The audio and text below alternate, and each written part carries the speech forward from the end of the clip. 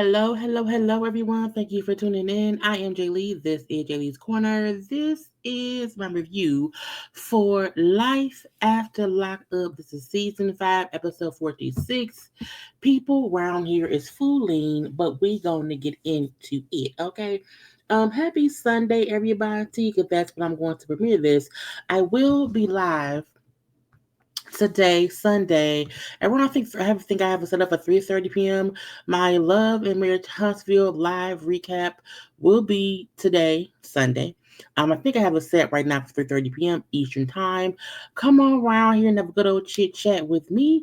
This is the only show I do live for review, so come on, have a good time or whatever. Okay. Again, Tuesday. Today is Sunday at 3:30. Okay, but we here for these people right here. Okay.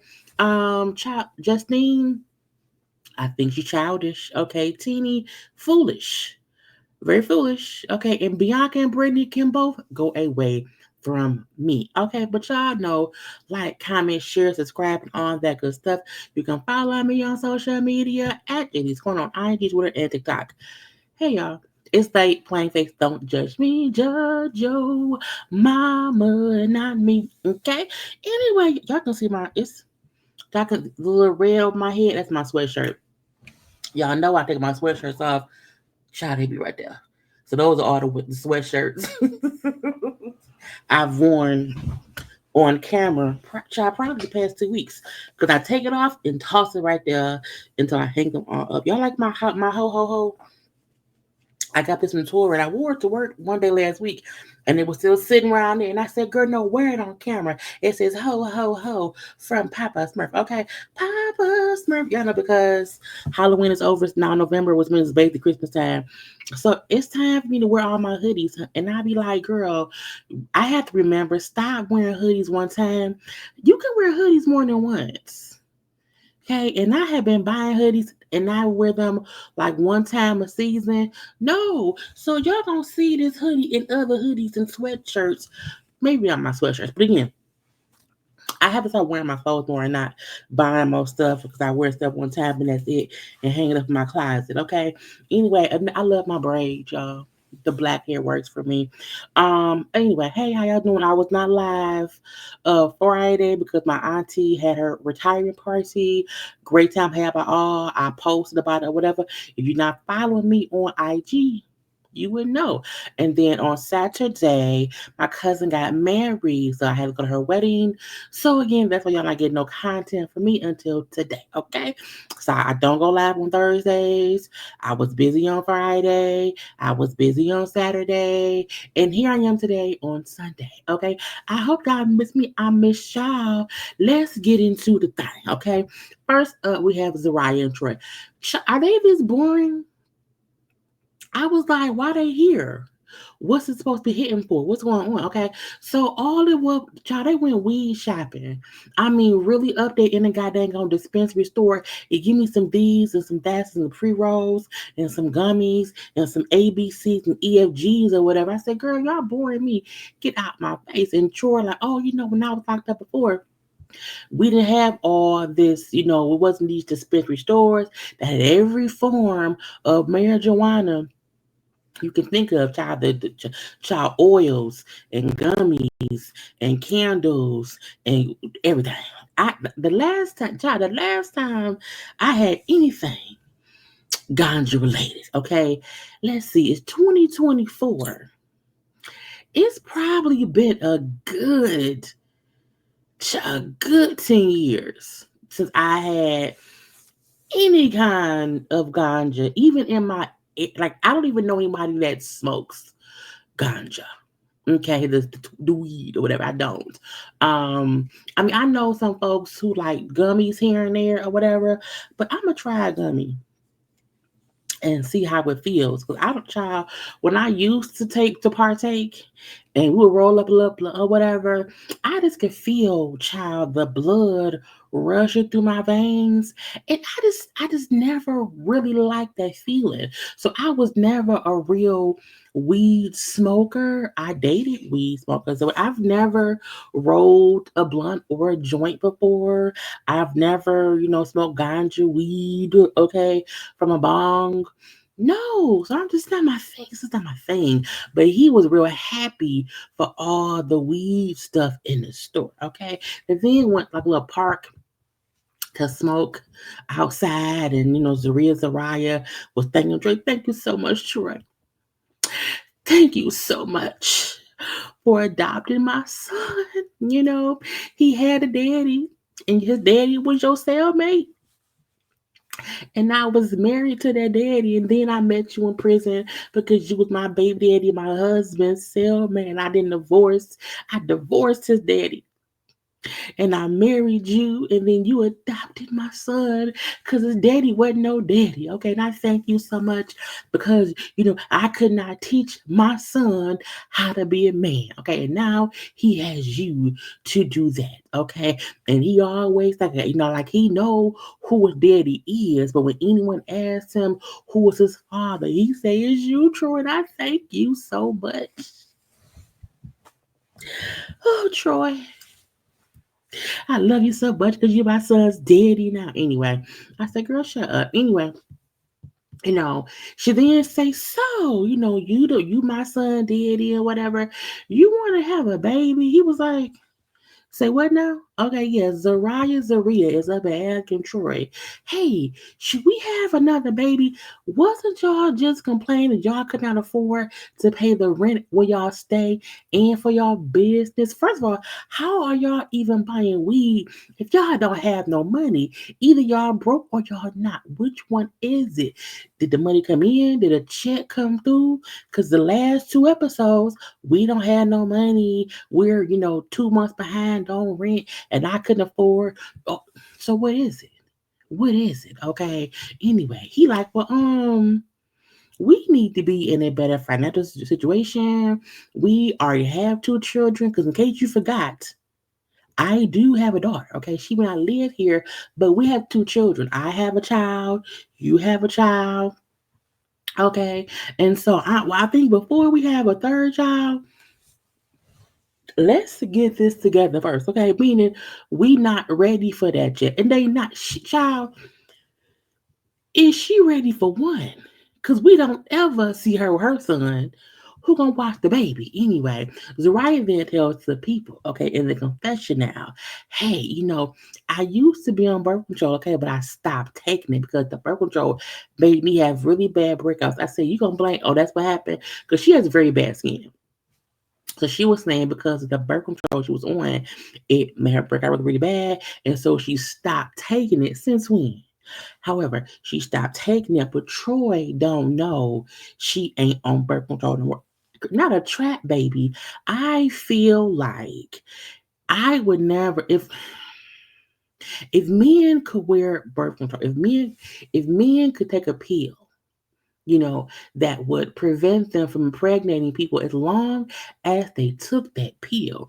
If the man stopped taking that pill and didn't tell me and got me pregnant, I would be pissed. So I feel like if you are under the impression that your wife is on the pill, so y'all can have really, really good raw sex, because again, y'all shouldn't be begging nobody else, so it shouldn't be no STDs. And if she's on birth control, it's about a 98% chance that she won't get pregnant. However, if you don't know she not on birth control, and then what happens? She's knocked up and y'all have a baby, y'all can't afford, okay? But she said, Trey don't know, you know, that I'm not on birth girl trying to trap the man. Why?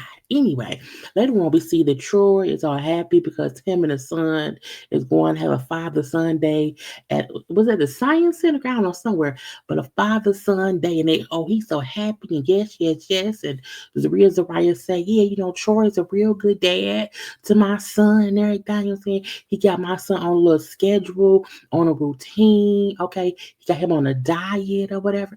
I said, well, okay, that's fine. But then she feel like he's a really good influence on her child. And then his mama called him, hey, Troy, what you doing, Troy?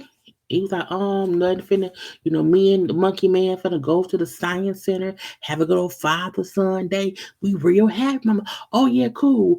We got a problem. I said, mama, what's the problem? Now, of course, it goes off before we find out what the problem is, okay? It has to be something with the daughter and the mama. Okay, meaning his daughter and the baby mama.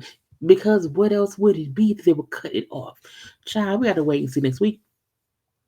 Britney and Kerok. I don't like them. They can go away from me with the bullshit. And I always have to come out fan on. I hate being in here with no sound. The fan is background music for me. Anyway, Britney and Kerok. They can go away from me with that stuff. I don't trust them. I don't trust that this whole thing is real. Okay. Last episode left off with Brittany saying, "Hey, Key Rock, I know we finna get married and we by the water, by the lake, by the pond, by the cabana thing, saying around here and whatnot, okay. But yeah, we at the altar with this white man and your stud daddy, I don't know what that lady is, or whatever. But y'all talked to my PO last week and she said, or they said, I should probably not marry you because it may not be the best decision. It might not help me, get approved to move to Texas. And I was scared to tell you because I don't know. And I said I would just marry you anyway. But I'm like, nah, I think maybe we shouldn't get married. And he like, say what now? So he's like, you knew this and you didn't tell me. You gonna wait until now when we right here by the water, okay, by the lake of the pond, okay, next to the gazebo with the ducks and the fish, okay, by probably a porta potty or whatever. Gonna wait till I'm in my suit and you done bought and paid for a wedding dress I've already seen, okay? A waste of money is what this to me. Now you want to tell me that you don't think we should get married? You didn't want to tell me this before today. I didn't know I was girl, whatever. So now Key Rock on the bridge soaking. Oh my God, I feel so dumb. I'm a fool. She made me look foolish, and I'm upset. I was like, so he walking on the little bridge. Oh, I don't know what to do. What should I do, stud daddy? What should I do? Cookie cut is it coffee? I don't. I just feel like if she knew, she could have told me this. Why does she not tell me things? And I'm like, whatever. So, that's a girl and guy. Key Rock is male. But Key Rock then go tell the pastor man, hey, yeah, ain't gonna be no wedding. I'm sorry. We gotta go, whatever. So they're not getting married. And the Key Rock then say, one, you should have never kept this from me at all. Okay. And two, I'm leaving to go to Texas. Now I'ma leave. I'm like, but what at the point? Wasn't the agreement that let's get married? Key Rock, he then goes to Texas. Brittany, she stays and she waits to get approved or not or whatever. Wasn't that the whole plan to begin with? So why is Key Rock saying that he's not going to go to Texas a bad thing? I'm like, I'm like, what is going? I said again, you know what? This shit feel fake. It almost feel like a game, a scheme that Todd set up to bring us the bullshit, okay? Because I feel like in the past, two seasons of them doing the show, their reactions to stuff felt more authentic. This seemed like a plot and a plan. It seemed like we need something to make it seem stressful. Because if neither one of y'all married, if neither one of y'all working, y'all living off y'all savings, why would Brittany let y'all spend money on a fake ass by the pond wedding, buy a whole fake ass dress when y'all don't have no money? Y'all would just sit down counting your pennies saying, hey, let's be sure that we're on budget because we not working. So y'all trying to be on budget. And Brittany then let y'all spend money on the wedding when she knew her PO told her at the wedding dress store, yeah, I don't think you should do this. So I'm like, again, the shit feel fake. It seems forced. Okay, they have an actual relationship. That part I'm not, whatever I want. But this whole I didn't tell Key Rock and not Key Rock because I'm upset. It just felt stupid. Okay. The following day, Key Rock at coffee house in that small as apartment, packing up his suitcase. I'm leaving on the midnight train to Texas, leaving on the midnight train, woo woo, or whatever. And Key Rock is like, I'm leaving because I'm leaving, and you knew already, and blah, blah, blah, blah.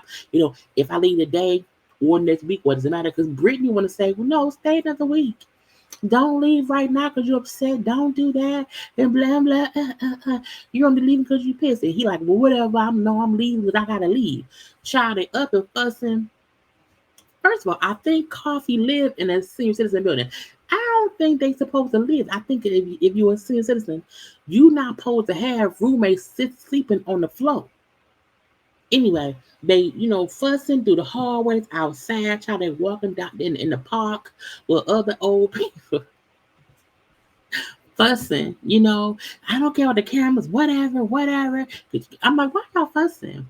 What is going on? It felt dumb. It did because again, they told us Key Rock she told Key Rock, you should leave. And then he said, well, I'll only leave if we get married. So I'm like, bitch, it was the plan for both. Girl, anyway.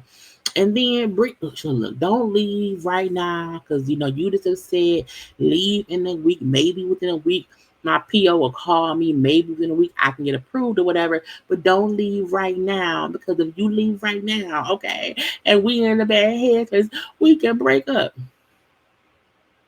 So Key Rock then decides he gonna stay. Girl, get the fuck out my face.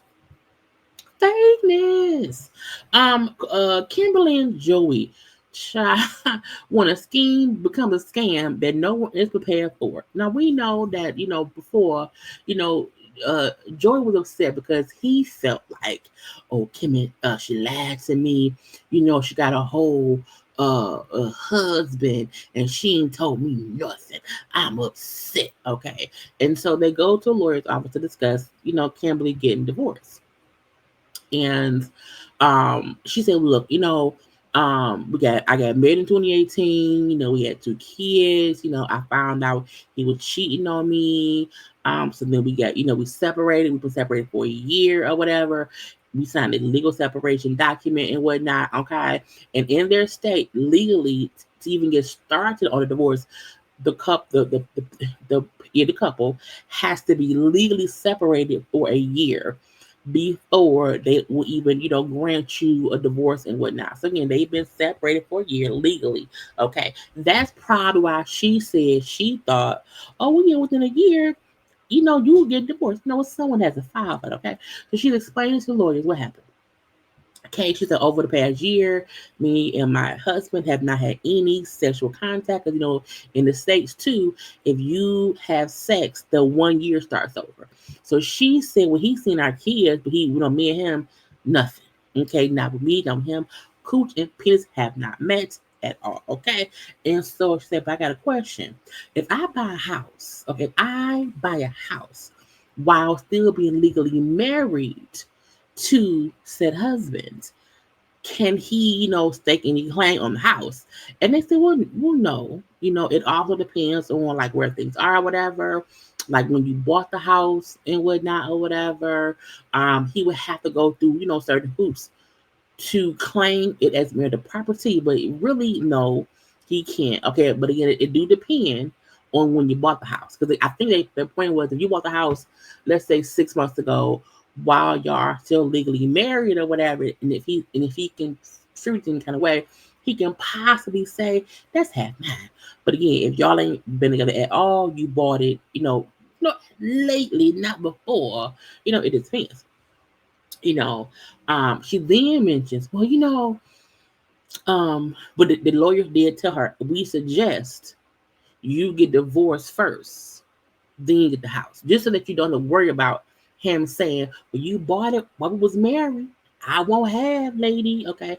She did say so. Also, it's possible that our oldest son might not be his. Yeah. If it comes back that Joey is the father, okay, would my husband still have rights to our child, even though we've, found out he's not the daddy? Child, and they was like, what, bitch?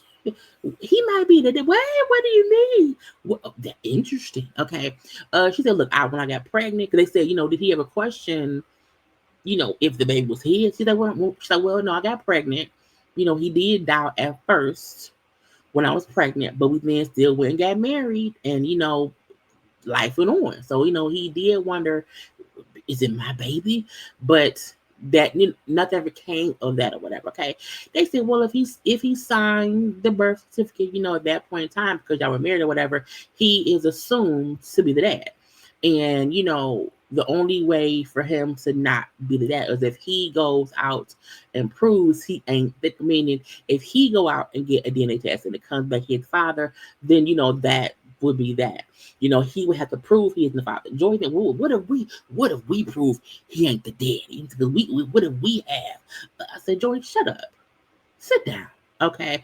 Because I can't have my son thinking that that's his father. I say, nigga, if you is a daddy, this whole time he's been thinking that. It's like either way it go, the son has been thinking somebody is their daddy, and now no one knows if it's true. Okay, so the lawyer say, look, you know, if it comes out that your husband is not the father, that somebody else is, and that's them improving, okay, things would be able to be switched around. Okay. However, okay, if he's also been paying child support for that child, and he is not the father, okay, once it's determined he is not the father, the money he's been paying you all these years in our state, you will owe him that money back. Bitch, Joey's face, Joey, Joey face, and I said, yeah, both looked shocked. Like, what? Because again, Gerald, this man has came in your life and turned it upside down. Boy, you turn her inside out. I was like, what? How? How? That's not a good man, Savannah. He's a good man, Savannah. A good man. That ain't no good man. That ain't at all. Okay, who, girl? That man got you in debt because again, if it comes out that her husband is not the father, she can be forced to pay back all the child support for that child, and she's like, I can't afford that. I can't afford to pay him. She's like, he's paying like $20,000, in all this time. I can't afford to pay that back. She gets $2,500 a month in child support. That's how she's living. We kept wondering how she's surviving on $15 an hour for working with two kids and Joey's ass because she's getting $2,500 a month from their daddy. Meaning he got a good job. Because this is a regular family. You know what I'm saying? $2,500 a month in child support is a lot. That's how much you get. Okay, girl, I can't do the math. If it's 1250, yeah, so $1,250 per child per month. So seemingly that could pay all the child. She really downgraded they and Joey because now he could pay less money because one kid and Joey ain't got no fucking money. So if that means if it come back that Joy the daddy, her income goes down half because the daddy no longer has to pay child support for that one kid. Plus, bitch, now you owe him. I said, girl, I need that money. I need that money, Nate. She needed money to pay for the kids. She's like, I live off that money. I feed the kid. Girl, see, girl. So Joy gonna say, well, yeah, if it comes back, that he and the daddy, we'll pay the money back. We'll pay him $10 a month for the rest of his. I say no. If I was the daddy and I saw this and Joy said we'll pay $10 a month per month, no, bitch, I want half your check. Okay, no, I was paying you to, $2,500. I want $500 a month. Pay me back my money. I would not say, nope, mm-mm, mm-mm, mm-mm. Not only take me down to paying for one kid, cut the one kid it stuff in half, because bitch, you owe me money. And that sounds bad because the kid should not suffer. But I was like, the the webs we when we tried to deceive and to say, oh, we'll pay him $10 a month. No, bitch, I've been paying you $25 a month, and you knew that kid probably wasn't mad. And jailbird Joey come home and then say, oh, we'll pay him $10 a month. I said, Anybody that ever told you differently was a fat Faison liar. cause bitch, hell no. Hell no. Would not be, not today, not ever. Okay. So we shall see who child shocked. Who's the daddy? We don't know. Anyway, next up we have Justine and Michael. Child Justine. Justine is childish to me in her thought process in life. Okay. I feel one, they both have aged so much just in the, because he's been out, I think maybe 18 months or whatever. They both look just younger. They're only 30. So that's not old. They're only 36. They've aged a little bit. Okay. So, first of all, their segments are like it's back and forth because the first episode they showed at the doctor visit or whatever, and they were saying their daughter at that point was 6 months. Because I thought to myself, I said, damn, the baby's 6 months and she's pregnant? How? How? At that time, the baby was 6 months. I believe she was like 3 or 4 months pregnant. I was confused because on this episode it said the baby was now 10 months. I said, but they just went to the doctor 2 days ago.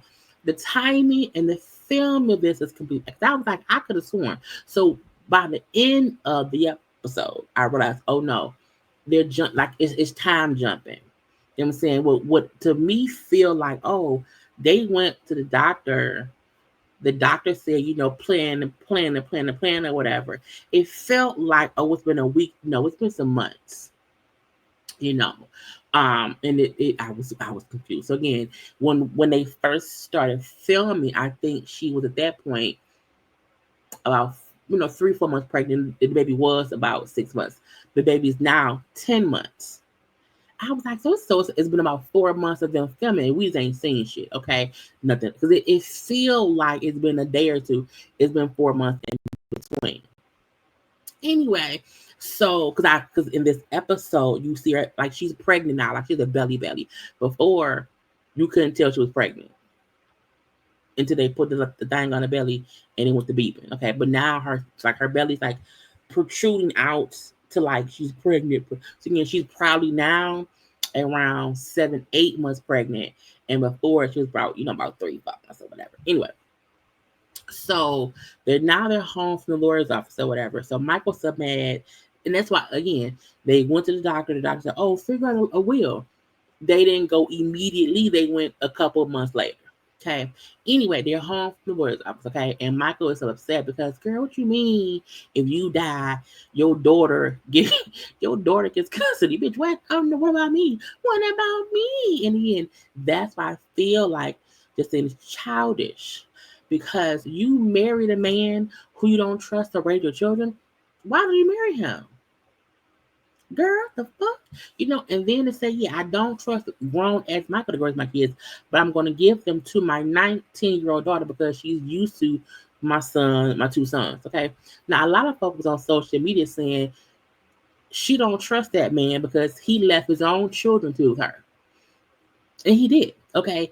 He literally did move state to state, even though his kids were in Rhode Island, and was it either Rhode Island, Pennsylvania? He left his other kids to be with her. He left the kid the first time to go to prison. So again, he has a history of leaving the kids to go somewhere else. And she knows this because she's a person he left the kids to be with. Because I still feel like y'all did not need to move to Vegas. Y'all could have wholeheartedly moved somewhere closer to where his kids were with your kids because you have all your kids with you. Two of his kids is somewhere else because he moved with her anyway. He said, I'm offended. I am offended that you would want to get the kids to the daughter. Um, you know, if something was happening to you, I would want to step up. You can tell me all you want. I'm a good father, but how is that true if you don't trust me to raise the boys because I haven't been around them much, whatever. You think I'm not patient. I can't raise a kid who's on the spectrum. So her son is autistic. You know what I'm saying? And he was like, you are out here trying to break up we're a blended family and you want to break up the blended family if you die. Okay, and I don't like it. And she said, well, you lost control over a simple argument the boys had. Like, what would you do if it's something bigger? You punch a hole in the wall. I can have that. That was too much for me. Okay.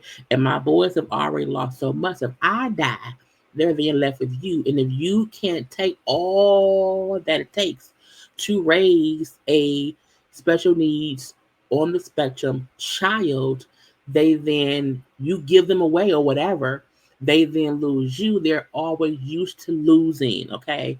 I think she said the daughters, the daddies just ain't around, or whatever, So she's like, they've always had me and my daughter. So at least this way they'll still have something they've always had. I said, girl, you're childish. Why did you marry him? And even her saying, I just hope if something happened, you and my daughter can work shit out to raise the boys. I was like, girl, childish. Gets on my nerve. Okay. Then we find out later on, Michael mama, there she go. Michael mom house caught on fire.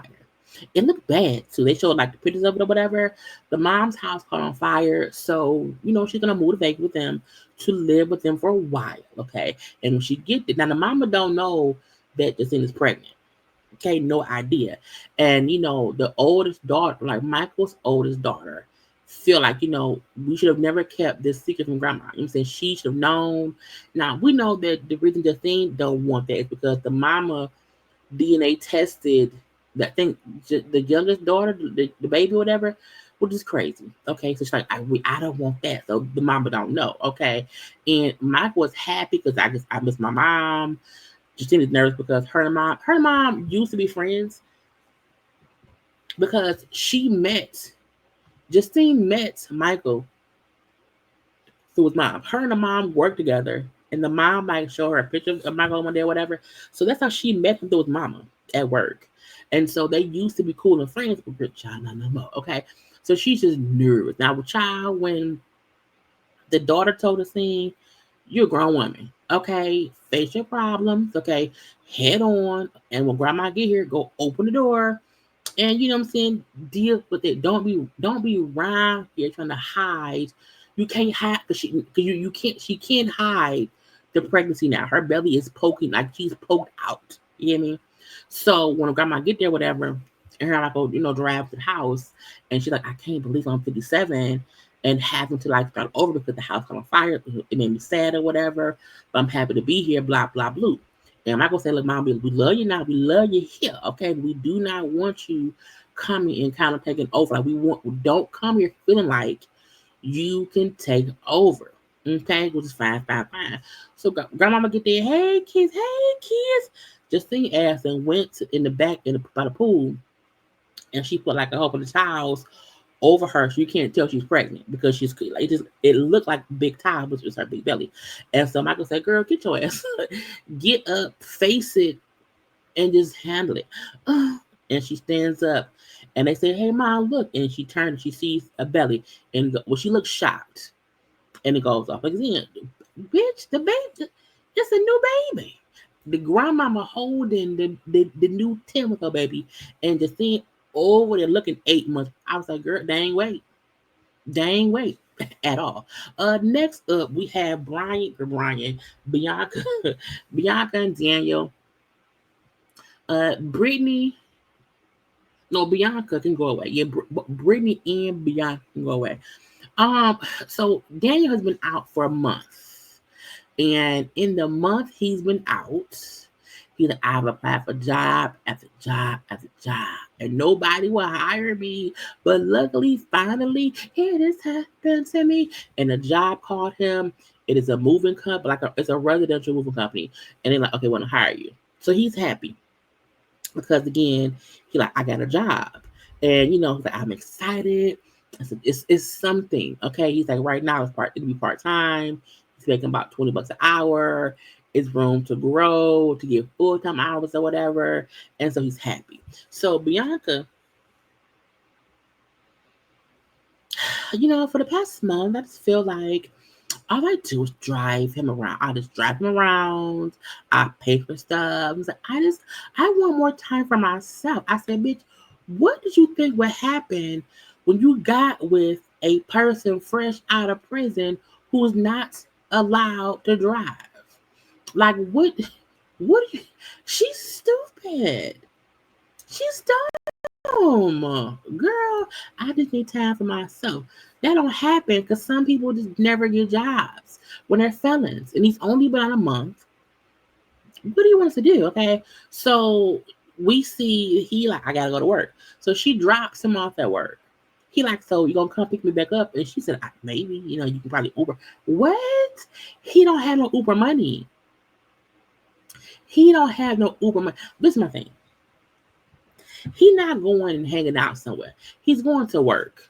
You know what I'm saying? And I feel like when you're in a relationship and there's only one car, and when one person works and the other, this is like, she's the one who doesn't work. And yes, it's her car. However, how are you complaining that he wants to work to make money, but he's asking you, hey, can you drop me off to work?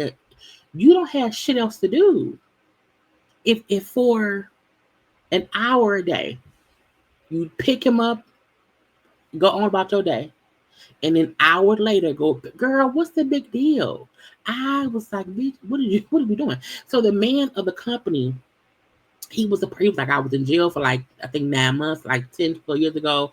I got out. Only my dad would hire. No one would hire me, only my dad. So while working on my lunch breaks, I went and bought a truck. And on my lunch breaks, I would go and move people's stuff and get paid for it. And I now have a moving company. Okay, I said that was smart. So he's like, I like hiring people who are in my same situation. We all need, you know what I'm saying, a fresh start. And again, it's only part time right now, and eventually I can hire you for more things. Again, it's a start. It's a start, okay? And so while he's at work, we see Bianca on the phone, our little friend, and the friend who we saw on the last show, who the friend was like, girl, are you sure you're going to do this? Like, it's some kind of crazy. She was giving solid, questionable, what are you doing this conversation. And Bianca said, she's just jealous. She's jealous of me. Bitch, what? Okay. So she's talking to that friend. And she's like, what's been weird or whatever. I'm saying, Daniel thinks it's either his way or no way. I think he love bombed me because he has not proposed to me. I don't have a ring yet or whatever. I'm saying, I think I'm his sugar mama. He might not really want me for me. I was like, what? And this would make sense if he wasn't trying to work. This would make sense if he was like, and I feel like you were the one saying you have money to pay for whatever and you don't mind. And now you're having to do that because he just got a job. You're making it seem as if he's using you when you already knew that man ain't had no money. And I think he loved bombing me because he hasn't proposed. I was like, that part, okay. But girl, what the fuck? And I feel like she's not being honest about how she just wants him to marry her. And he let me get situated. You get pissed if I don't make coffee. I can't imagine if I married you, what could happen. So God, let's take some time or whatever, okay? So friend gonna come visit eventually, okay? And so Daniel gets off work. He's calling Bianca to see, are you gonna come pick me up from work? She just ignores his calls. Why does he keep calling me? Oh, God. She's out shopping. So he ends up having to take an Uber home, Okay, he's like, a part of my parole is I can't drive. I cannot. I don't have a car. I don't have a license. I can't drive. So like, I don't get why she doesn't want to pick me up from work and have me paying for Ubers. Like, it's kind of crazy to me or whatever. And so his thing was, I don't even mind that she doesn't want to pick me up, but like, why not tell me that and not say, well, yeah, maybe I'll come get you. And when I call you, you just ignore my calls. Yeah, that would tick me the fuck off. Okay, so he gets home. He's sweaty because they live in Arizona. It's hot. Okay, he's sweaty, whatever. And he's like, yeah, so first it was great or whatever. Like, I was calling. What you doing? I was out shopping. She's spending $140 on some puzzle or toy. I don't know what it was. He's like, that's $140. Like, I would have to work 7 hours to make. I said, no, sir, because with taxes, for you to make 140, you would have to work probably 20 hours, maybe, and it depends on. What's 20 times? What's 20 times 20? Big 400. Anyway, I said, why can't? Is it 400? Could $20 times 20 hours? Am I tripping? Yeah, $400. So you would have to make $400 to possibly make the 140 after taxes. Okay, I'm just saying. Okay, but he like, I can't even, like, she up there showing, what else are you do? What are you doing? Okay, and she's like, I got money in my bank account or whatever. I got my little settlements from my car accident. I can buy whatever I want. He's like, if she spends all her money, I can't afford her shopping because she shops a whole lot. I don't know what to do. Okay, and her thing is, I don't want to pick them up. So I'm like, she needs to go because she put herself in a situation that she fully knew what was happening. Now she's complaining. You already knew, bitch. You already knew. You already knew. Rob and Tennie. I don't like Tennie. I don't. I almost think I don't like Rob because they still fussing about that. She spent 250 on the pool passes or whatever. And then she was like, oh, yo, punk ass tattoo or whatever. Tennie not working right now. Fuss, fuss, fuss, fuss, fuss, fuss, fuss. Okay. Now he outside calming down. Well, yeah, I just said the whole tattoo thing because I was being petty, and I know he don't like the tattoo, and he wants to cover it up too. He got it when we went out together, but I say it just to be petty, just to be mad. I was like, see, I don't like that. I don't. Okay, because like, why I say stuff I know will trigger him? Why do that? What if he snaps and kills you and the kids, girl? Anyway, so he come back inside or whatever, and oh, I'm sorry, I'm sorry, baby. I meant the tattoo to be petty. He was like, okay, whatever. So his thing's like, she's spending money, she's not working or whatever, and so when she spends money and she ain't doing working and it's me, like, it's stressful. And he brings up how he remember his parents fight about money when he was younger. But I feel like, yeah, if you're not working and I've already told you, hey, we don't have the funds. So before you purchase anything, that costs more than this, let me know because we got to check the balance. Can I afford, even if they have credit cards, can I afford to pay the bill of the credit card? I don't know. Talk to me first. So he has a right, in my opinion, to be upset because we may not have that. And you just spending it because you're used to spending. That may be why his mama felt like she was with him for the money. Because even now when he don't have much of it or as much of it, she still spends like it doesn't matter. Okay, so again, we sorry, blah, blah, blah. Okay. We then see he going to play basketball with his daddy. I said, hey, daddy. The child, he looked like the daddy. And the mama. It's so crazy how genes work. Anyway, so he brings up how, the dad was around off and on. His parents used to be together, but they, broke up eventually for real. He said, so my dad was around, here and there, whatever. He said, my dad probably came to see me in prison, maybe like once, twice. But, at that point in time, I didn't care too much about how often my family came to see me because I had bigger issues than worrying about who was coming to see me. And I said, child, because again, he went to prison at like 17. So he probably really had to fend for his ass himself in the prison. Okay. So that's kind of true. Okay. And the part I don't like is he up here talking to daddy. And then like, you talk to your mama? He said, well, yeah, I did. I had that welcome home party you ain't come to. And mama put her hands on T. I said, first of all, why you lying? This is why I don't like them. Because Teeny already running with a narrative that the mama hit her. And for him to say that, I'm like, but that ain't what happened. Now maybe he didn't see the footage. Like we saw the footage. Okay. So saying your mama hit your wife ain't true. Your wife hit your mama and shit popped off. Now your mama was fussing with your wife, yes, but your mama did not hit your wife because the daddy didn't say, "Oh, I can't." Oh yeah, your mama. Okay, your mama up here, she immature. Okay, she should not be fighting Teeny and blah blah blah blah blah. And I don't like the fact that it's this narrative as if the mama hit first, and she just didn't. Did the mama have mouth? Did the mama get mouth? The mama got mouth, but she didn't hit that man wife first. That's just not true. So saying that to your daddy, and the daddy is, oh, I can believe it. Mm, I can't believe it, okay? Because your mama around here, you know what I'm saying? And we did not work out from your mama. We were so young back then and whatnot. I was so young or whatever, but I know she's a little bit immature. She should not be fighting Teeny, okay? But don't forget, your mama will always be your mama, okay? But she's stubborn. And then Rob said, well, yeah, she is. Growing up, that's why the streets was more peaceful because mama was so stubborn.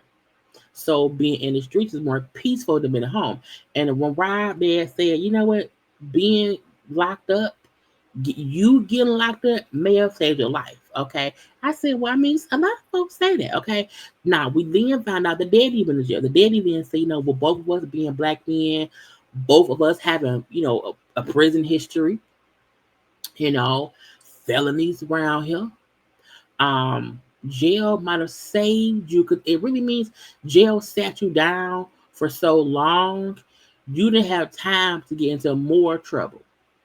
I'm like, but jail for one time for 17 years, I don't want that. I don't want that. The daddy didn't bring up how he got locked up at 92. He been got out at some point in time or whatever, and then went back. Now, the daddy says something about his stuff was like on the news back then. It was some kind of drive-by shooting or whatever he was tried with.